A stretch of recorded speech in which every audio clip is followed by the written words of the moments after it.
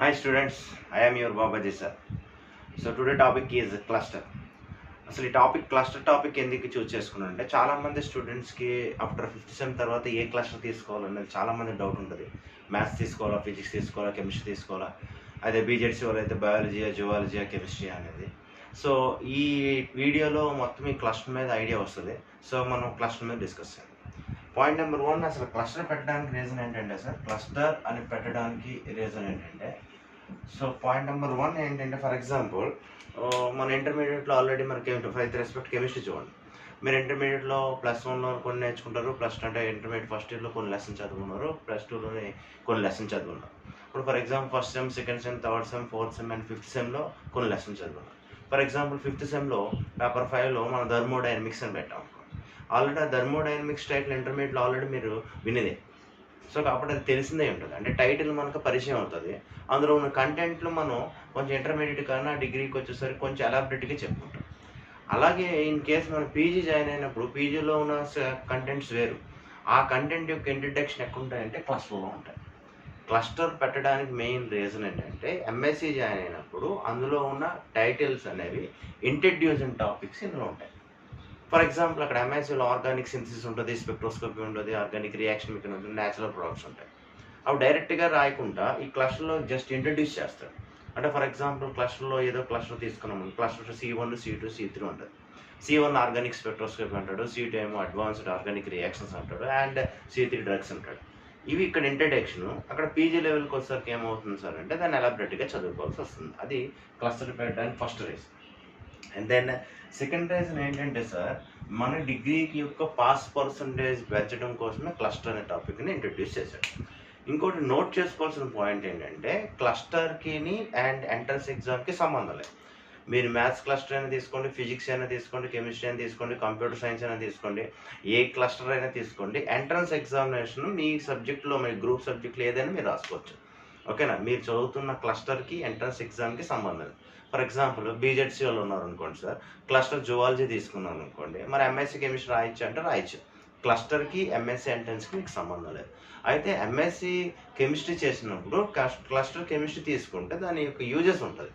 Uses ఎలా ఉంటుంది sir అంటే, ఇక్కడ ఇంట్రడ్యూస్ చేస్తున్న మనం ఇక్కడ చదువుతున్న అంటే క్లస్టర్లో చదువుతున్న పేపర్స్ ఆల్రెడీ ఎంఎస్సీలో అది మీకు ఎంటర్ అవుతుంటుంది. అంటే ఇక్కడ మనం స్టార్టింగ్ అన్నట్టు అక్కడేమో ఎలాబరేట్గా మనం చదువుకోవాలి, అంతకుమించి ఇంకేం లేదు. అయితే మనకు ఒక కెమిస్ట్రీకి సంబంధించి క్లస్టర్స్లో ఏమేమి పేపర్లు ఉంటాయి, అది ఎంత కంటెంట్లు ఉంటాయి, మనం ఎంతవరకు దాన్ని చదవగలుగుతాం అనేది ఒకసారి డిస్కషన్ చేద్దాం. సో ఏదైనప్పుడు కూడా సార్, మీరు ఏం చూస్ చేసుకోవాలంటే, మీరు ఎక్కడైతే కొంచెం ఫ్లెక్సిబుల్గా ఉంటారో, క్లస్టర్ ఏ పేపర్లో అయితే కొంచెం ఫ్లెక్సిబుల్గా ఉంటారో, మీరు రాయడానికి ఈజీగా ఉంటుందో, మీరు చాలా అడ్జస్ట్ అవుతారో ఆ పేపర్ మీరు చూసుకోవచ్చు. సో అది చూస్ చేసుకున్న తర్వాత మీరు ఎంట్రన్స్ ఎగ్జామ్ ఏదైనా చేసుకోవచ్చు. దానికి దీనికి ఏ సంబంధం, రిలేషన్ లేదు. దాన్ని మరి క్లస్టర్కి వచ్చేసరికి మనకి విత్ రెస్పెక్ట్ కెమిస్ట్రీ ద్వారా అయితే క్లస్టర్స్లో మనం ఏంటి రాసుకుంటాం సార్ అని అంటే, ఇక్కడ మళ్ళీ క్లస్టర్లో ఈడు ఎలా డిజైన్ చేశాడు సార్ అంటే, ఎలక్టివ్ ఒకటి డిజైన్ చేశాడు సార్, ఎలక్టివ్ ఒకటి, ఇంకోటి క్లస్టర్ ఒకటి డిజైన్ చేశాడు. క్లస్టర్ ఇప్పుడు ఎలక్టివ్లో మనకి ఏం చేశాడంటే, ABC పేపర్లు అంటే దీన్ని 7 అంటాడు, 7A, 7B, 7C. అలాగే మన క్లస్టర్స్ ఏమన్నాడంటే 8th A and 8th B and 8th C. మళ్ళీ 8th Aలో మళ్ళీ 3 ఉంటాయి, Bలో 3 ఉంటాయి, అలాగే Cలో కూడా మనకు 3 ఉంటాయి. అంటే ఏదో ఒకటి సెలెక్ట్ చేసుకోవాలి. ఎక్కువగా అప్పుడు మన AU సరౌండింగ్లో ఎక్కువ మంది స్టూడెంట్స్, ఎక్కువ కాలేజెస్ చూస్ చేసుకున్న కాంబినేషన్ ఏంటంటే సార్, ఎలక్టివ్లో A చూస్ చేసుకున్నారు, అలాగే క్లస్టర్లో C సెలెక్ట్ చేసుకున్నారు. అంటే మనం ఈ పేపర్ల కోసం ఏంటి కంటెంట్ ఉంటే అది ఎలా చదవాలి ఏంటి అనేది చూసుకుంటే సరిపోయింది, అంతే. రైట్. సో ఫర్ ఎగ్జాంపుల్ ఎలక్టివ్లో ఏంటి అన్నాడు సార్ అంటే, అనలిటికల్ మెథడ్స్ అంటే ఫర్ ఎగ్జాంపుల్ మన ఇంటర్మీడియట్ ప్రాక్టికల్ ఎగ్జామినేషన్లో చూస్తాం, టైట్రేషన్ అని, సెపరేషన్ టెక్నిక్స్ అని, అనలిటికల్ డేటా అంటే ఎర్రర్స్, అనలిటికల్ డేటా అంటే క్రోమటోగ్రఫీ, TLC, ఇవి అంటే ఈ అనలిటికల్ మెథడ్స్ అన్నీ ఉంటాయి. అలాగే B ఏంటంటే ఎన్విరాన్మెంటల్ కెమిస్ట్రీ. అంటే కొన్ని కాలేజీలు ఎన్విరాన్మెంటల్ కెమిస్ట్రీ చేస్తుంది. అంటే ఎన్విరాన్మెంటల్ కెమిస్ట్రీలో ఉన్న 5 యూనిట్లు ఎన్విరాన్మెంటల్ కెమిస్ట్రీ అనగానే మీకు మైండ్లో రన్ అవుతాయి. అంటే ఏ క్వశ్చన్తో సంబంధం లేకుండా మీకు నచ్చింది రాసుకోవచ్చు. అలా కొన్ని కాలేజీలో ఎన్విరాన్మెంటల్ కెమిస్ట్రీ చూస్ చేసుకున్నారు. ఇంకోటి C ఏంటంటే గ్రీన్ కెమిస్ట్రీ. అంటే ఇవి మూడిట్లో ఎక్కువగా సెలెక్ట్ చేసుకుంటే అనలిటికల్ మెథడ్స్ ఇన్ కెమిస్ట్రీ. అంటే ఈ అనలిటికల్ మెథడ్స్ కోసం ఎందుకు డిస్కస్ చేస్తామంటే, ఈ అనలిటికల్ మెథడ్లో మళ్ళీ క్వాంటిటేటివ్ అనాలిసిస్ ఉంటుంది, అనలిటికల్ డేటా, అలా మళ్ళీ దీంట్లో కూడా మళ్ళీ 5 యూనిట్స్ ఉంటాయి. ఓకేనా. మళ్ళీ 5 యూనిట్స్ ఉంటాయి. ఫస్ట్ యూనిట్ ఏంటంటే అనలిటికల్ మెథడ్స్ అంటాడు, అంటే క్వాంటిటేటివ్ అనాలిసిస్ అంటాడు, తర్వాత అనలిటికల్ డేటా అంటాడు, క్రోమటోగ్రఫీ అంటాడు, టీఎల్స్ అంటాడు, హెచ్పిఎల్స్ అంటాడు. అంటే మళ్ళీ ఇండివిజువల్ లెసన్కి వచ్చేసరికి ఇది మీరు క్లస్టర్ ఏం తీసుకున్నా కూడా, ఫర్ ఎగ్జాంపుల్ క్లస్టర్ జువాలజీ తీసుకున్నారు అనుకోండి, వాళ్ళు ఎలక్టివ్ కంపల్సరీ కెమిస్ట్రీ చదవాలి. అంటే మన క్లస్టర్ ఏం తీసుకున్నా ఎలక్టివ్ కామన్. అలా maths elective common, physics common, chemistry common, botany common, zoology common. అలా మనం ఏం తీసుకున్నా కూడా ఎలక్టివ్ కంపల్సరీ చదవాల్సిందే. దెన్ అలా మనం కెమిస్ట్రీ తీసుకున్నాం అనుకోండి, ఆ క్లస్టర్లో ఏబిసిలో ఉంటే మళ్ళీ సిలో మనం ఎక్కువగా, అంటే ఆంధ్ర యూనివర్సిటీ రీజియన్లో ఎక్కువగా సెలెక్ట్ చేసుకున్న కాంబినేషన్ ఏంటంటే ఇదే. మళ్ళీ దీనిలో ఏమంటాడు సార్ అంటే C1 అంటాడు, ఇది C2 అంటాడు, ఇది C3 అంటాడు. C1, C2, C3 పేపర్స్ అంటాడు. ఈ C1 అంటే అర్థం ఏంటి సార్ అంటే, యాక్చువల్గా ఇవన్నీ మనకు తెలియాలి సార్. C1 అంటే అర్థం ఏంటంటే ఆర్గానిక్ స్పెక్ట్రోస్కోపీ. ఇది మీరు ఎంఎస్సి ఎంట్రన్స్లో సెకండ్ ఇయర్లో ఒక పేపర్ ఆర్గానిక్ స్పెక్ట్రోస్కోపీ. యాక్చువల్గా ఎంఎస్సిలో 4 పేపర్లు ఉంటే 4 పేపర్లో ఒక paper organic spectroscopy.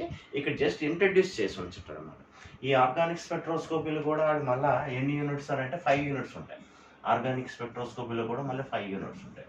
First units ఏంటంటే NMR, second units NMR1 and NMR2, third units అంటే UV and visible, fourth unit అంటే ESR1 అండ్ ESR2.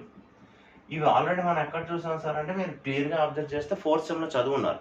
అది ఆల్రెడీ మనం 5th సెమ్ రీచ్ అయిపోయి 6thలో వచ్చారు కాబట్టి మీకు ఆల్రెడీ చదువుకుంటారు. NMR యూవీ 4th సెమ్లో మనం చెప్పుకున్నాం కాబట్టి ఆ రిలేటెడ్కి సంబంధించి కొంచెం ఎక్స్ట్రా ఆర్డినరీలో ఉంటుంది, అంతకుమించి ఇంకేయాలి.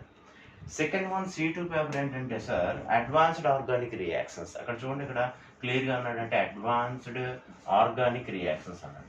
అంటే ఆర్గానిక్ రియాక్షన్స్ అంటే మళ్ళీ అక్కడ మీరు కంగారు పడిపో అవసరం లేదు సార్. ఆర్గానిక్ రియాక్షన్స్ అంటే అడ్వాన్స్డ్ ఆర్గానిక్ రియాక్షన్స్ అంటే ఇంతకుముందు మీరు ఏం చదివి ఉంటారు మ్యాక్సిమం అంటే మీకు తెలిసేవి ఆల్డాల్ అని, బెంజైన్ అని, కెనిజార్ అని 3rd సెమ్లో మీరు చదువుంటారు. ఇవి తెలిసిన రియాక్షన్స్ చదువుంటారు. దానికన్నా అడ్వాన్స్డ్ అన్నారు కొత్త రియాక్షన్ చదవలేదు. మళ్ళీ దీంట్లో కూడా ఒక 5 యూనిట్స్ ఉంటాయి. ఆ 5 యూనిట్స్ ఎలా డిజైన్ చేశారంటే యూనిట్ 1 ఫోటోకెమిస్ట్రీ, యూనిట్ 2 ఫోటోకెమిస్ట్రీ 2 అన్నాడు. అంటే ఫోటోకెమిస్ట్రీ అంటే ఆల్రెడీ ఇది ఎక్కడ చదువుకుంటాం, మళ్ళీ 6th పేపర్లో చదివాం. 5th సెమ్లో 6th పేపర్లో చదివాం ఫోటోకెమిస్ట్రీ. అక్కడ కొంచెం ఎలాబరేట్గా చదువుకున్నాం, చాలా తక్కువ చదువుకుని ఇక్కడ కొంచెం హైలైట్ చేస్తాడు. ఫోటోకెమిస్ట్రీ 1, ఫోటోకెమిస్ట్రీ 2 అంటాడు. అలాగే నెక్స్ట్ ఇంకేంటి ప్రొటెక్టింగ్ గ్రూప్స్ అంటాడు. అంటే ఫంక్షనల్ గ్రూప్స్ ఇంతకుముందు మనం నేర్చుకున్నాం కదా, వాటిని ప్రొటెక్ట్ చేయమంటాడు.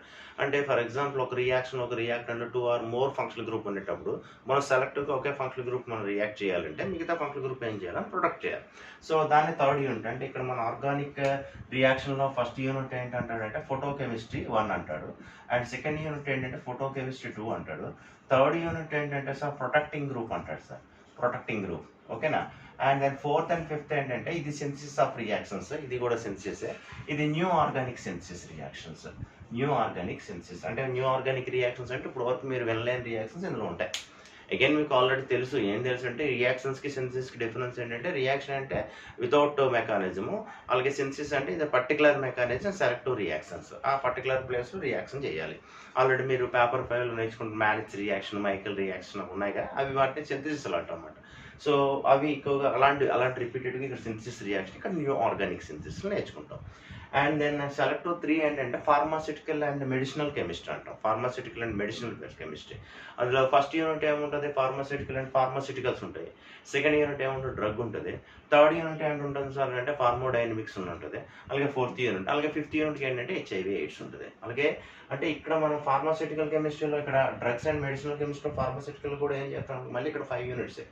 ఇక్కడ మళ్ళీ సేమ్ అదే. అంటే ఇక్కడ ఈ పేపర్ మనకి ఎంఎస్సీలో ఎక్కడ ఎంటర్ అవుతుందంటే న్యాచురల్ ప్రొడక్ట్స్ అండ్ బయోపాలిమర్స్ ఉంటుంది. అక్కడ ఓన్లీ ఒక పేపరు, అక్కడ ఆ పేపర్ని ఇక్కడ ఇంట్రడ్యూస్ చేస్తాడు అనమాట. ఓకేనా. క్లస్టర్ వల్ల యూసేజ్ ఏంటి అంటే సార్ సింపుల్గా చెప్పాలంటే, మీరు ఫర్దర్గా మనం చదువుకునేటప్పుడు ఆ ఫర్దర్ అని డైరెక్ట్గా టైటిల్ పెట్టేటప్పుడు అది ఎక్కడో మనకు రావాలి. అది ఎక్కడ వస్తుందంటే క్లస్టర్లో వస్తుంది. దానికే మనకు బెస్ట్ ఎగ్జాంపుల్ ఏంటంటే, ఫస్ట్ సెమ్ నుండి 5th సెమ్ వరకు చదివినాయి లెసన్స్లో ఇవన్నీ ఆల్రెడీ ఎక్కడ చదువున్నాం, ఇంటర్మీడియట్లో ఆలకించున్నాం. ఇంటర్మీడియట్లో ఏమవుతుంది, ఒక బేసిక్ నాలెడ్జ్ ఇస్తాడు. డిగ్రీకి వచ్చేసరికి ఏమో దాన్ని కొంచెం ఎలాబరేట్ చేస్తాడు. పీజీకి వచ్చేసరికి దాని అప్లికేషన్ పాయింట్ ఆఫ్ వ్యూలో పెడతాడు. సో అంటే ఇప్పుడు ఈ పాయింట్ ఆఫ్ ఇంట్రెస్ట్ ఏంటి, నేను ఇప్పుడు చెప్పబోతుంది ఏంటంటే, ఫర్ ఎగ్జాంపుల్ ఒక ఎక్స్ అనే క్యాండిడేట్ ఎంఎస్సీ కెమిస్ట్రీ చేద్దాం అనుకున్నాడు సార్. క్లస్టర్ ఏదోనో ఆడికి ఈజీగా ఉన్న పేపర్ తీసుకున్నాడు. ఫర్ ఎగ్జాంపుల్ జువాలజీ, బీజెడ్సీ కూడా జువాలజీ తీసుకున్నాడు. ఆడు క్లస్టర్ కెమిస్ట్రీ జువాలజీ తీసుకుంటే ఇక్కడ ఇబ్బంది అవుద్దా అని అంటే ఇబ్బంది అవుతుంది.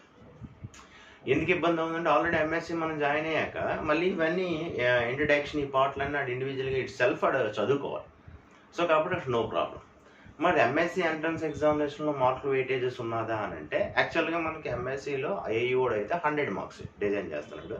అప్ టు సిలబస్ కూడా ఎంత ఇచ్చాడు, up to 1 to 5th sem వరకు ఇచ్చాడు. 6th సెమ్ అనేది అందులో లేదు. కానీ ఈ 5th సెమ్లో ఈ స్పెక్ట్రోస్కోపీ ఉన్నది కదా సార్, ఈ స్పెక్ట్రోస్కోపీ మీద బిట్స్ ఇస్తున్నాడు. అయితే ఈ స్పెక్ట్రోస్కోపీ కాన్సెప్ట్ మనం ఎక్కడ చెప్తాం, 4th సెమ్లోనే చెప్పేస్తాం. సో కాబట్టి ఎంఎస్సి ఎంట్రన్స్ ఎగ్జామినేషన్ కూడా 6th సెమ్ అవసరం లేదు. ఎందుకంటే సార్ ఇక్కడ ఇచ్చిన బిట్లు మనం ఆల్రెడీ 4th సెమ్లో చెప్పుకుంటాం కాబట్టి.